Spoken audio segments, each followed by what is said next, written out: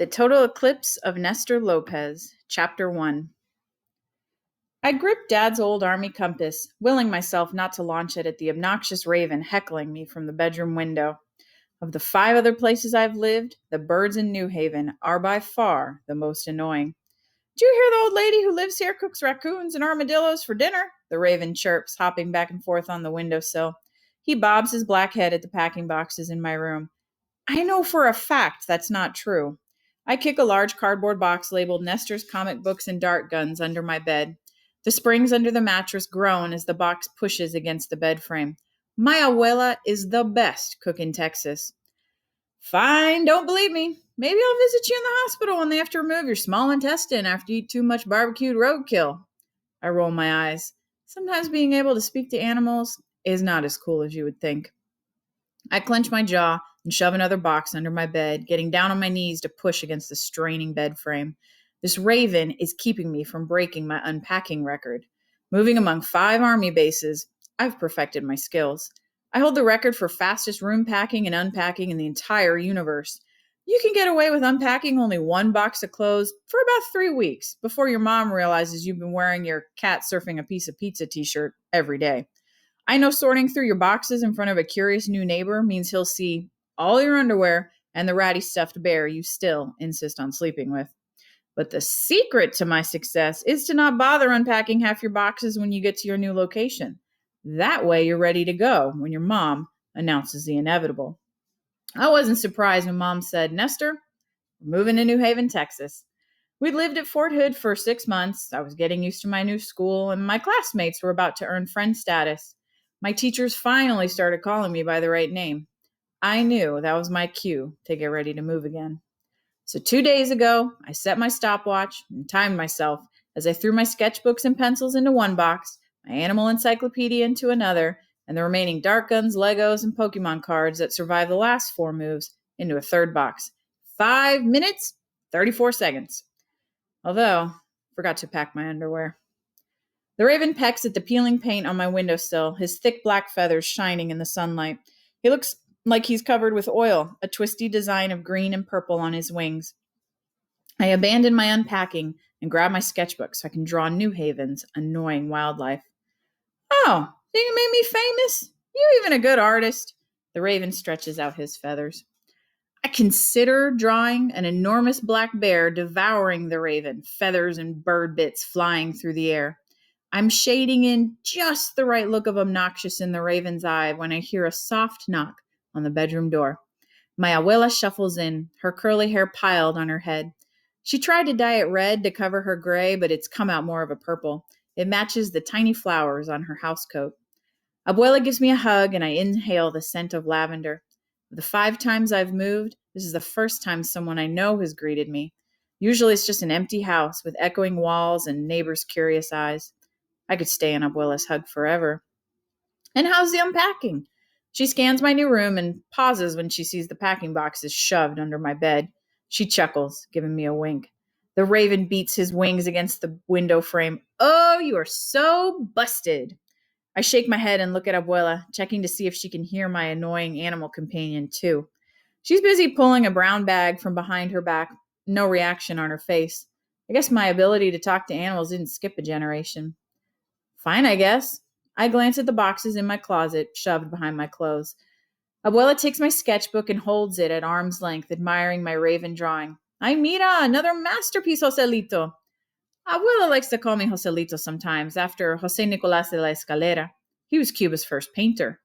Abuela tells me she hopes to see my drawings one day in museums around the world, just like José's.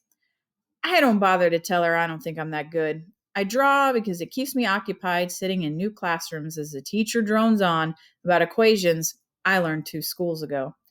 And paper and pencils are easy to pack. "What's that?" I ask, as Abuela holds out the brown paper bag to me. "I have something for you, Niño." Abuela's eyes sparkle. I peek inside. A baseball glove rests at the bottom. "I thought you might want that." I went up to the attic to dig it out of some boxes. I almost broke my hip. Esas tontas escaleras. I run my fingers over the worn glove, smiling, as Abuela curses the attic stairs. The brown leather has cracks in the palm, and a few loose laces hang from the edge. It's definitely well used. "This glove was your papi's. He and your abuelo spent hours out there in the backyard tossing a baseball back and forth. I had to yell at them so much to stop throwing and come in for dinner. And I'm a good cook, ya tu sabes. Abuela chuckles and sits next to me on the bed. She shifts her weight as the boxes crammed under my bed push the sharp bed springs against the mattress. I hear the cardboard begin to crunch on one of them. I hope that's not the one with my aquarium. Gracias, abuela. This is really cool. My dad's glove. I slide my fingers inside and flex the glove open and closed. I definitely won't forget to pack this when we move again. Abuela rubs my back and whispers in my ear, Have something else, mi niño.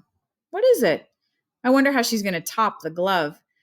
She reaches into the pocket of her housecoat and holds out an envelope.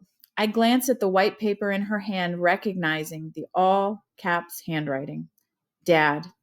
My heartbeat pounds in my chest, and I grab the envelope from Abuela. No way, already? I leave you to it. She kisses the top of my head and pads out of the room in her house slippers. I have an entire shoebox of letters from Dad. The inbox of my email has its own overflowing folder of messages he sent me over the last 3 months of his deployment. And yet every time I get a letter from him, my heart beats so fast I can hardly breathe. I always scan the envelope's return address for some clues about him. Has he moved bases? Is he still in the Middle East? The cryptic combination of letters and numbers on this one tells me he's at Bagram Air Base, Afghanistan. I tear open the envelope and read. Nestor, I know we usually email, but I wanted you to have something waiting for you when you got to New Haven. Hopefully this letter arrived in time. Specialist Fisher and I played catch yesterday, so I wrote Kabul, Afghanistan on your baseball. I'm starting to run out of room on that thing. But I managed to squeeze it in between Ramstein, Germany and Daegu City, South Korea. You and I will have to toss it around when I get home so we can write New Haven, Texas on it. All right, here's your animal question. There's a species of sheep here in Afghanistan named after a famous explorer. Write me back with the name. I'm pretty sure I've stumped you with this one. Good luck at your new school. I know you'll do great. You always do. Love, Dad. I read the letter 3 more times, tracing my finger over Dad's signature. I fold it carefully and tuck it between the pages of my sketchbook.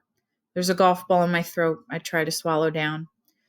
3 months ago, Mom and I stood on a hot tarmac and stared at Dad's back as he boarded a big-bellied airplane to Afghanistan. It was our 4th time watching him fly away, his shoulders hunched a little more with each deployment. I gripped Mom's hand, my palm sweaty, and pretended it was the strong sun making my eyes water. Now Dad is across an ocean, playing catch with someone who's not me. Dad says all this moving, all this being separated is part of the job. When you're Nestor Lopez, the son of Sergeant First Class Raul Lopez, every time the Army says move, you move. And it sucks. I sigh, picking up my charcoal pencil again to continue shading the raven. Wait, he crows on the windowsill. Get my good side. He spins around and lifts his back feathers. I roll my eyes and turn to a clean page of my old sketchbook, flipping past pages labeled Georgia, Colorado, Washington, Kentucky, and Texas. I write Days in New Haven at the top of the page and make 2 tick marks underneath. I wonder how many lines I'll be able to make before we have to move again.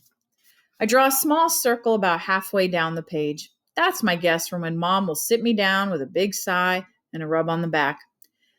Hey, if you're such a know-it-all, tell me about New Haven. There anything fun to do here? Movie theater, skate park, teleportation device that takes you to a better town? The raven hops and turns around. Hoo-wee is better than a worm salad for breakfast, I tell you what. He cranes his neck toward the skateboard thrown in the bottom of my closet. Pretty cool skate park, just behind the abandoned Dairy Queen. I raise my eyebrow. From what I've seen, I'd be lucky if that skate park is anything more than 1 concrete block and a piece of plywood. Driving into New Haven, Mom accidentally sailed through the town's 1 stop sign. Not stop light, stop sign. Several boarded up windows were plastered with missing pet flyers on the few buildings downtown. I wonder if the residents of New Haven have forgotten they formed an actual town and aren't just living next to one another by chance. My obituary will probably read, Died of boredom in New Haven, Texas. I've worn down the top of my black charcoal pencil and can't find my sharpener. It's probably hiding at the bottom of a box labeled mismatched socks or toys I haven't played with in 6 years. I move through the boxes scattered in my room and start piling them in the closet. I'm stacking a third box on my tower when I notice writing scrawled on the back wall. Raul Armando Lopez's secret hiding spot. Trespassers beware. The handwriting is shaky and a stick figure dog is drawn underneath. I smile at the thought of Dad labeling a hiding spot that's supposed to be secret. I hope the army has taught him better camouflage since. I take the box and start a new stack, leaving Dad's message uncovered. I continue stacking my unpacked boxes until they reach the top of the closet. I have to use all my body weight to close the closet doors, the wood creaking against my shoulder as the cardboard crumples. All unpacked? My mom's head pops around the doorframe and she scans the room. I jump onto my bed and move my feet in front of the boxes crammed under the frame. I keep an eye on the closet door, praying it stays shut. Yeah, sure, of course. Look under the bed, look under the bed. The raven flaps his wings and squawks.